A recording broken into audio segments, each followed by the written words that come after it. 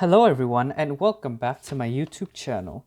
If you have been watching my previous videos, you would have known that in my previous World War II video, I have focused on the Asian front of World War II as well as the Eastern front in Europe. So today I would like to resume on the Western front of World War II in Europe with a major event that has occurred. In my previous World War II video, I also asked you viewers to describe to me the event that changed the course of World War II that I have asked.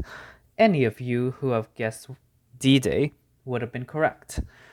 Today I will be talking about the event in more detail as you watch me play Universe Sandbox. So please sit back, relax, and enjoy. On the 6th of June 1944, a major pivotal event that would completely turn the course of the war took place on the beaches of Normandy, France. Just after midnight, over 24,000 airborne troops of Canadian, British, and American origin parachuted onto the region and quickly took over key buildings and resource centers. So simply, thousands of planes flew over the region, and the paratroopers jumped off and used their weapons that were available to them to take over regional supply depots and Nazi centers. The weather was fortunately calm enough for the amphibious landing phase to proceed. The amphibious landing phase it was when the boats who carried hundreds of thousands of troops were going to land on the beaches of the region. The weather was a pivotal mark because it simply, if the weather was not good, such as storms or extreme fog, the boats would not be able to land and the invasion would have had to be put on hold. During the early hours of the 6th, the 5 beaches, which were Juno, Sword, Omaha, Utah, and Gold, were swarmed by tens of thousands of troops from various exiled governments worldwide, like the Polish and Dutch government in exile, as well as Canadian, British, and American soldiers. Despite casualties numbering to over 10,000 for the Allies, while only 4,000 to 9,000 for the Germans, the operation was a great success. During the early phases of the landing, many infamous pictures that would define the war were taken by various people, including several where the pictures depicted several boats being hit, as well as dozens of soldiers marching toward the shore.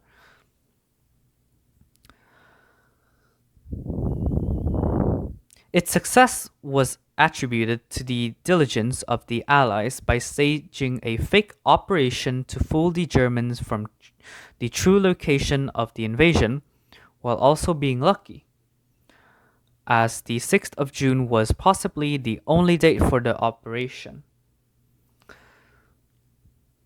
So through around a year, the Allies began secretly planning a diversion tactic for the Germans to divert them from the true location of the landing, because Germany was already fully prepared for a landing in France, as they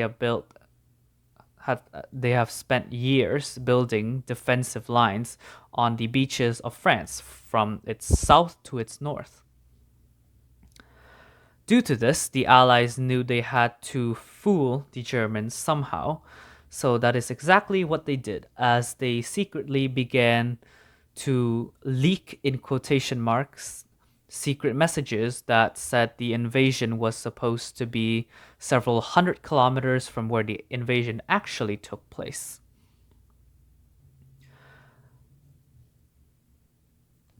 Following this, the Germans quickly moved their troops to where the invasion was supposed to take place, and this thankfully diverted their attention.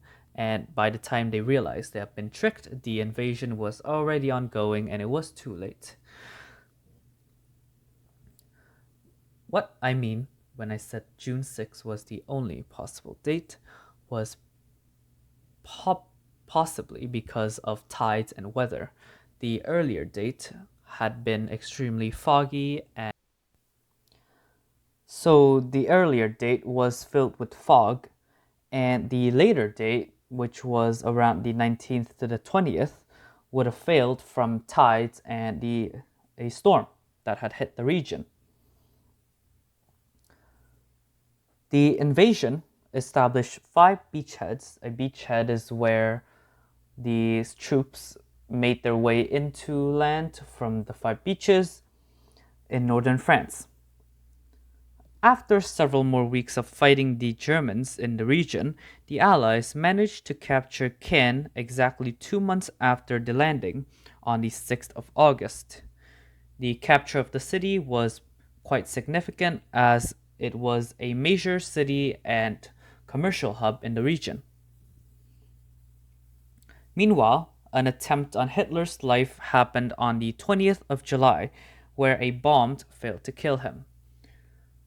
In more detail, several perpetrators had placed a bomb inside his office, and as he was having a meeting with several other high ranking Nazi officials, the bomb went off and killed several of the other officials, but only minor injuries were inflicted on Hitler. The perpetrators were quickly arrested and executed by the People's Court.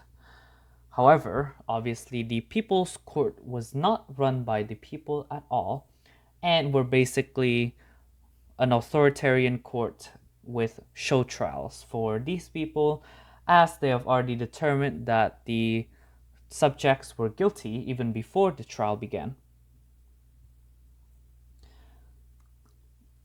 The fighting continued until the city of Paris was liberated by French partisan forces and the Allies in late August. As the Allies began to encroach Paris, the partisan forces saw that they needed to rise up to help the Allies take over the rest of the city, and that is exactly what they did. They aided the Allies in killing the troops and pushing the Germans back, while finally liberating the city of Paris from its capture over 4 years ago. By this time, over 1 to 2 million troops have landed in France. So, as you can see from the several tens of thousands to around 100,000 troops that had landed on the first day, it had swelled to over 1 to 2 million troops of English, Polish, Canadian, and American descent. The Allies continued to push back German forces in the Low Countries, which were Belgium, the Netherlands, and Luxembourg. However, this was stalled. The Allies' advances were stalled a bit by the Battle of the Bulge, where Germany pushed back Allied forces in around the winter time and made a bulge in the front lines. And this took a while, but eventually the Allies did manage to take the bulge out and push back the Germans, but that is for another episode. These victories quickly led to the demise of German domination in Western Europe as they were fighting two fronts on the east and west of the country. So as you can see, by this point the Germans were already in an extremely difficult position, as on the east they had the rapidly advancing Red Army from the Soviet Union, which had extremely high morale after defeating the Germans from Ukraine-occupied Germany. Germany occupied Ukraine and continued to push them back. And on the west, they had now the Allies quickly approaching from France. France was basically fully liberated by this point, and they were quickly pushing forward. So, as you can see, these final months of the war were still very important. However, the Axis already knew they were going to start losing, and many of the officials were already beginning to contemplate suicide instead of being captured by the Allies. So this would later lead to the fall of Berlin, and after that, many German high-ranking officials would commit suicide instead of being captured or but after being captured by the Allies. So that is it for today's military talk. We will now watch as everything is swallowed by Venus, which I had made an extremely large thing, you know. It's pretty large, okay?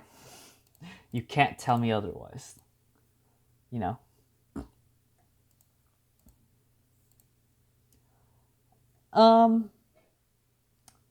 Yeah. And it's eventually gonna get so large, it's gonna turn into a black hole. And that's definitely gonna happen pretty soon. It should happen about now. Yep, there we go. We got a big black hole. Alright everyone, that is it for today's video. If you have enjoyed, please make sure to like, subscribe, and thank you for watching. Goodbye.